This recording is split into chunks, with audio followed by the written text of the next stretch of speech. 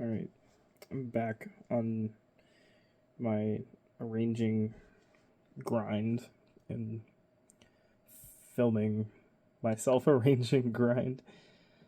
I'm very uncomfortable right now. In between now and the last video, I had my wisdom teeth taken out, and my mouth hurts a lot. My medication has my sleep schedule extremely dysregulated right now, so I am holding on by this much. I'm trying my best. There's probably going to be a lot of cuts in the clips of me speaking, because those cuts are long pauses where I have to remember what I wanted to say next. But anyway, it's 9:52 p.m. I want to continue on my Movement 1 grind. It's brass time, and brass is going to be a little bit interesting because the wind ensemble version, aka the original version of this piece, it calls for a much bigger and more specialized brass section than we have in the orchestra. Let me pull up what instruments we actually have that I can write for. We have trumpets, horns, trombones, and one tuba. The piece, the original piece, I know it calls for a bass trombone, which we don't have. Where's the score?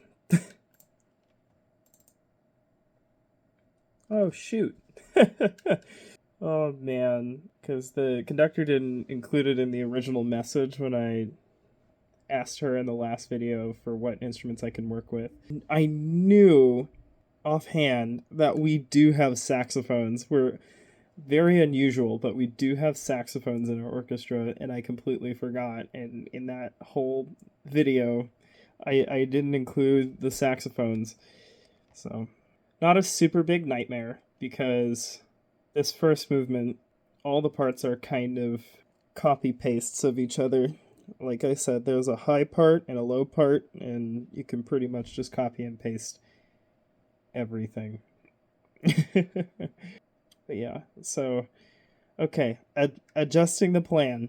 We only have alto and tenor saxes in our orchestra. We don't have a soprano or a bari, which are called for in the original score. So I'm going to copy the alto and tenor parts. It's okay if we're missing the soprano and bari parts for this first movement. Same story with the brass, because turns out we do have enough trumpets and horns to cover for the people who aren't, or for the instruments that are, hold on, oh my god. We have enough trumpets and horns to cover all the written parts. How many trombones do we have? 4. So we have enough trombones to cover the 3 tenor trombone parts, but we don't have a bass trombone, and we don't have a euphonium. We just have the one tuba, which is fine, I guess. But I will need to keep that in mind for future endeavors on this piece. So, the plan for... This is going to be a nightmare. This intro is awful. Before I do anything else, I'm going to put the alto and tenor sax parts in here. Then I'll start thinking about brass. Oh, okay. Time for another uncomfortable silent time lapse of me editing.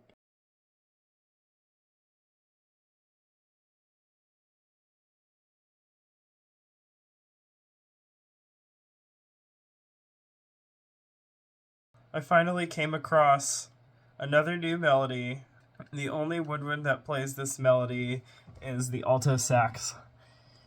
And just the thought of typing it in is so tiring to me. My body feels awful right now.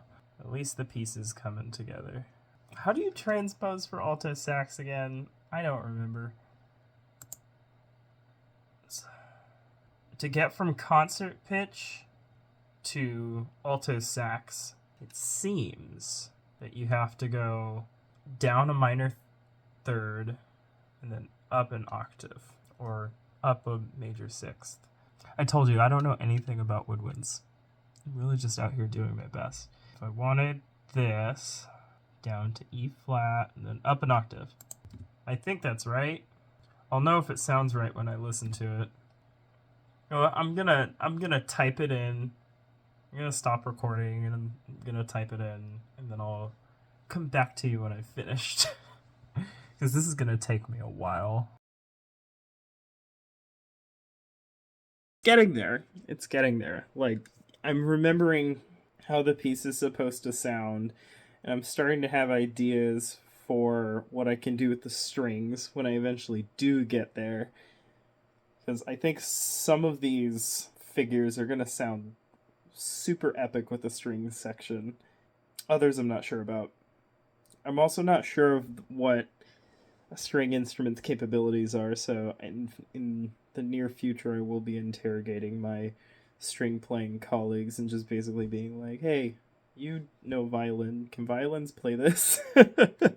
The alto sax is being treated almost like a brass instrument in this arrangement. Like, he's using the alto sax as a different type of instrument than the soprano, the tenor, and the bari, which is interesting.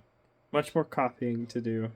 Trying to decide if I want to do another time lapse. I don't think I do. It's busy work. You know what busy work looks like. Okay, update. It's many minutes later. I finished putting the alto sax part in there. I did a lot of Googling about alto saxes, and based on what I understand now about the alto sax's range, this composer had some wishful thinking for the capabilities of an alto saxophone. But that being said, the alto saxophone is being used in a very interesting way, and it functions halfway in this piece. It functions halfway as a woodwind instrument and halfway as a brass instrument, and I'm actually excited to hit play on the MIDI just to see what it sounds like. But I'm going to hold off because I have a habit of doing that too much. It wastes my time just listening to it over and over again, even after I'm just like, I know exactly what it's going to sound like. I just copied and pasted the same part into another instrument. It's going to sound almost exactly the same. So I'm going to try and not waste too much time by just listening to it over and over again. But I do want to hear what it sounds like with all the woodwinds together when I'm done with the tenor sax. So tenor sax next. I just finished copying the entire bassoon part and pasting it into the tenor sax part. Now I'm going to go over the score and see if it's good. Also, just as a side note, I would one day love to have a conversation with Scott McAllister about his octave logic, because strange noises around me. What I was gonna say was I don't understand sometimes why the parts teleport up and down an octave, or why some I'm scared that you're gonna make a noise again. Basically, I don't understand why some parts are up or down an octave and some parts are like omitted. Like the tenor sax, this is the tenor sax right here, right there.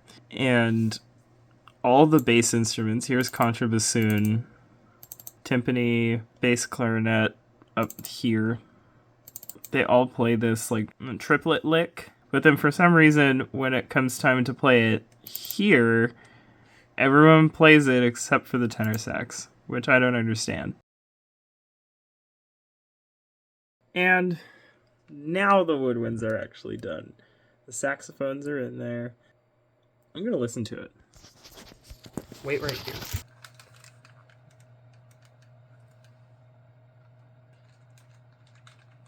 Okay.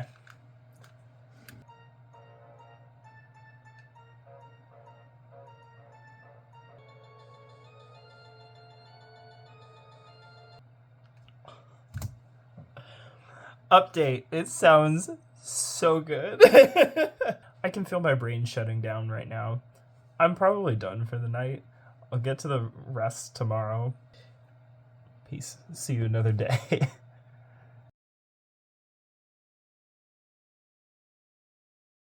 Welcome to my office. So, it definitely hasn't been several weeks since the last time I filmed. In my defense, it was a very busy couple of weeks, and I didn't really have time to touch this project because of everything that was happening immediately.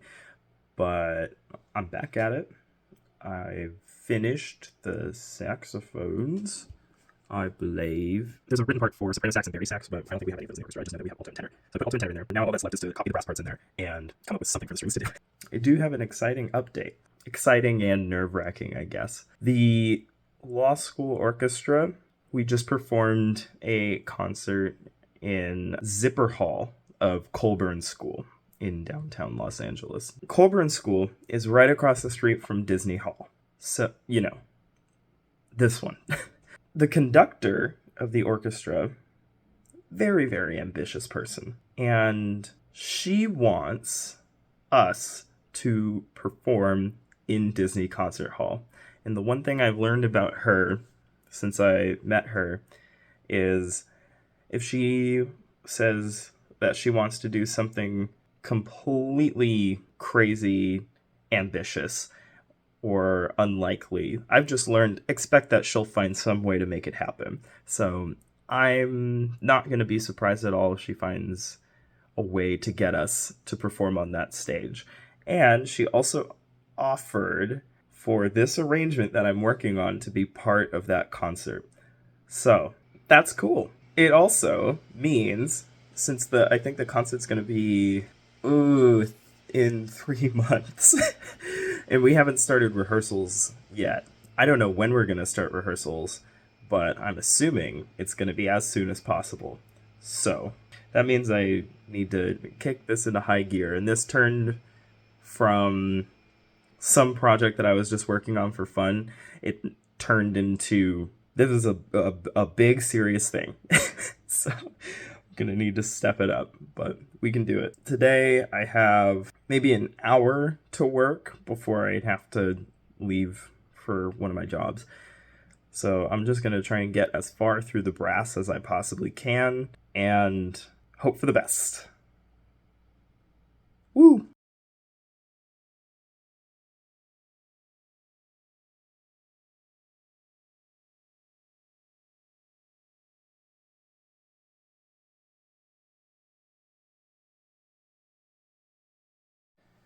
Okay, I'm going to call it there for the day. That time lapse you just saw was 53 minutes of work, and that got me the trumpet parts and the horn parts done. There's 3 trumpet parts, 2 horn parts, and all that we have left to go in terms of brass is trombone, euphonium, and tuba. And there's two trombone parts, bass trombone, and then euphonium, tuba. And luckily, there's already a double bass part in the score, which is going to really help me when I start putting the strings in. But I just listened to it with the high brass, the trumpet and French horn parts in there, and it sounds really cool, and I'm really excited. A little bit nervous about the timeline, but hey, more vlogs, I guess. More things to post to my YouTube channel. Anyways, I think that'll do it for this one. Next one will be low brass, double bass, and maybe strings. Getting work in whenever I can. Anyways, bye.